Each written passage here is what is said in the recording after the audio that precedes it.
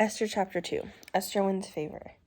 After these things, when King Ahasuerus' anger subsided, he remembered Vashti and what she had done, and what had been decreed against her.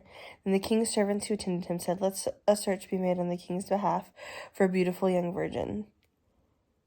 Let the king appoint officers in all the provinces of the kingdom to gather together all the beautiful young virgins to the palace at Shushan, in the house of women under the supervisor of Hegai, the king's eunuch who oversees the women. Let them be given beauty treatments, and let the young woman who pleased the king become queen instead of Vashti."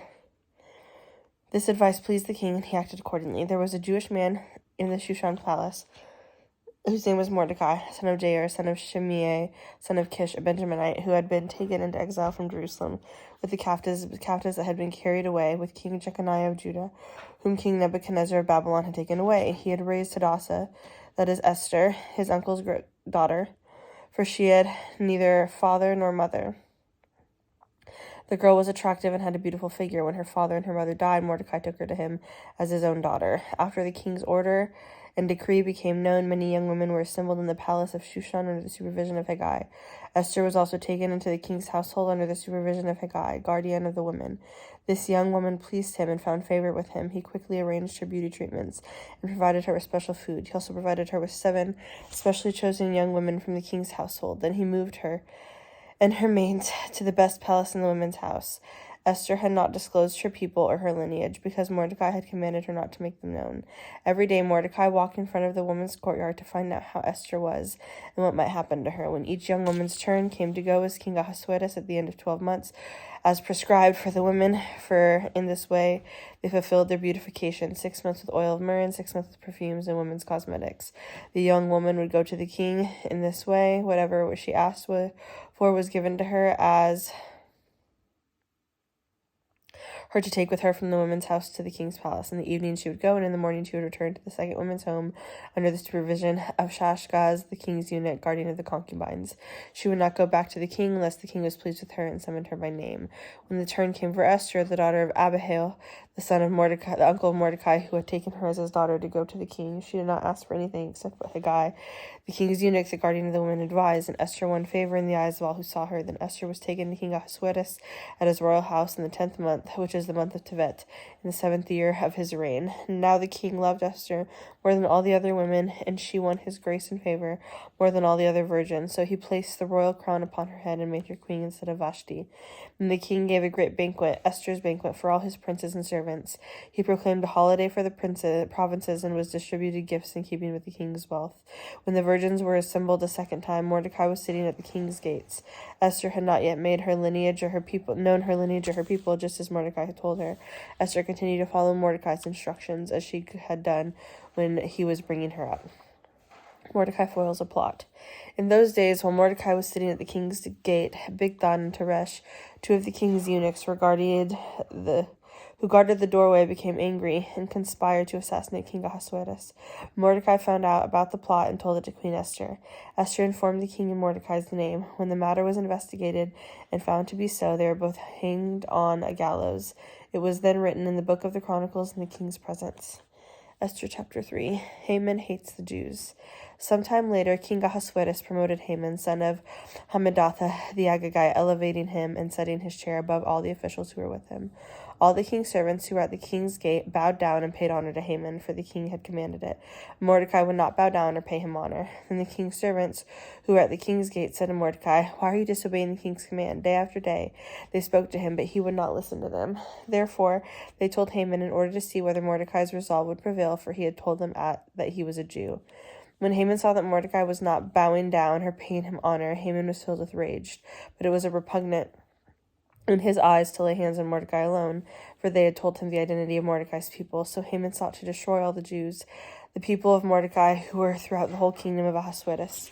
In the first month, that is the month of Nisan, in the 12th year of King Ahasuerus, they cast the pur, that is the lot, of the presence of Haman from day to day and month to month, up to the 12th month, which is the month of Adar. Haman then said to King Ahasuerus, "There is a certain people scattered and dispersed among the peoples in all the provinces of your kingdom, whose laws differ from those in every other people who do not obey the king's laws. It is not the king's interest to tolerate them. If it pleases the king, let an edict be written to destroy them. I will pay 10,000 talents of silver into the hands of those who carry out the business, to put it into the king's treasuries." The king took his signet ring from his hand and gave it to Haman, son of Hammedatha, the Agagite, enemy of the Jews. The king said to Haman, "The silver and the people are yours, so do with them as you please." The king's scribes were summoned in the first month on the 13th day, and an edict was written as Haman had commanded. Everything Haman commanded was written to the king's provincial governors and to the officials who were in every province and to the officials of every people, province by province, according to its script, according to its language. According to its script, and people by people according to its language. It was written in the name of King Ahasuerus and sealed with the king's ring. Dispatches were sent by the couriers to all the provinces, stating to destroy, slay, and annihilate all the Jews, from the youth to the elderly, both little children and women, on a single day, the 13th day of the 12th month, the month of Adar, and to plunder their possessions. A copy of the edict was to be issued as law in every province and made known to all people, so that they would be ready for that day. The couriers went out hurriedly with the king's command, and the edict was issued in the palace in Shushan. The king and Haman then sat down to drink, but the city of Shushan was dumbfounded. Esther chapter 4. If I perish. When Mordecai learned all that was done, he tore his clothes, put on sackcloth and ashes, and went out into the middle of the city, crying out in a loud, bitter voice. He went only as far as the king's gate, because no one could enter the king's gate clothed in sackcloth. In each and every province where the king's edict's law came, there was a great mourning among the Jews, with fasting, weeping, and wailing. Many put on the sackcloth and ashes. When Esther's maids and eunuchs came and told her, the queen was greatly distressed. She sent clothes for Mordecai to put on, so he would remove his sackcloth, but he refused. So Esther summoned Hathach, one of the king's eunuchs, whom he had appointed to attend her, and ordered him to go to Mordecai to find the cause and reason for this. So Hathach went to Mordecai in the city square in front of the king's gate. Mordecai told him everything that had happened to him, even the exact amount of money that Haman had promised to pay to the king's treasuries for the destruction of the Jews. He also gave him a written copy of the decree which had been distributed in Shushan for the ambition to show to Esther and to explain to her. He instructed her to go into the king to beg his favor and plead before him on behalf of her people. Hathach went back and reported to Esther what Mordecai had said. Then Esther spoke to Hathach and gave him instructions for Mordecai. All the king's servants and the people of the king's provinces fully understood that for anyone, man or woman, who approaches the king in the inner courtyard without being summoned, he has one law, that he be put to death, unless the king extends his golden scepter, permitting him to live. But I have not been summoned to come to the king for 30 days. So they conveyed Esther's words to Mordecai. Mordecai told them to reply to Esther with this answer: "Do not think in your soul that you will escape in the king's household more than all the Jews. For if you remain silent at this time, relief and deliverance will arise for the Jews from another place, but you and your father's house will perish. Who knows whether you have attained royal status for such a time as this?" Esther sent this reply to Mordecai: "Go, gather together all the Jews who are in Shushan and fast for me. Do not eat or drink for 3 days, day or night. My maids and I will fast in the same way. Afterwards I will go in to the king, even though it is not according to the law. So if I perish, I perish." So Mordecai left and did all that Esther commanded him. Esther chapter 5. Esther's request of the king. On the 3rd day, Esther put on her royal apparel and stood in the inner court of the palace in front of the king's hall. The king was sitting in his royal throne in the hall, facing the entrance. When the king saw Queen Esther standing in the courtyard, she found favor in his eyes. So the king held out to Esther the golden scepter in his hand, and Esther approached and touched the top of the scepter. Then said the king to her, "What is it, Queen Esther? Whatever you request, even as much as half of the kingdom, it will be given to you." So Esther said, "If it pleases the king, let the king and Haman come to this day to the banquet that I have prepared for him." The king replied, "Bring Haman quickly, so we may do what Esther said." Then the king and Haman came to the banquet that Esther prepared. As they were drinking wine, the king said to Esther, "What is your request? It will be granted to you. Whatever you request, even as much as half the kingdom, it will be fulfilled." Excuse me. Esther answered and said, "My petition and my request is this: as I have found favor in the king's eyes, and if it pleases the king to grant my petition and my request, then the king and Haman come tomorrow to the banquet, and then I will prepare for them, and then I will do as the king requests." Gallows for Mordecai. Haman went out that day, happy and in good spirits. However, when Haman saw Mordecai at the king's gate, he did not rise or tremble before him. Haman was filled with rage against Mordecai. Nevertheless, Haman restrained himself and went home. He sent for his friends and his wife Zeresh. Haman boasted to them about this vast wealth, his many sons, and how the king had promoted him and exalted him above the other officials and servants of the king.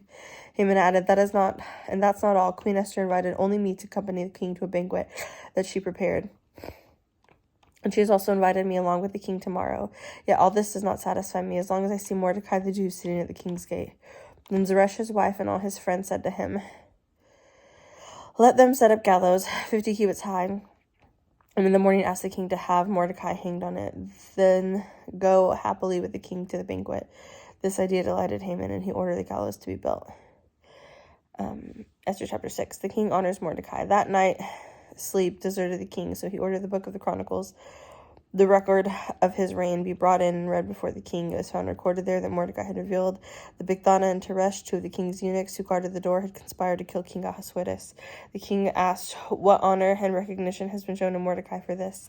The king's servant that attended him replied, nothing has been done for him. The king said, who is in the courtyard? Now Haman had just come into the outer court of the king's palace to speak to the king about hanging Mordecai on the gallows that he had prepared for him. The king's servant answered, Haman is standing in the courtyard.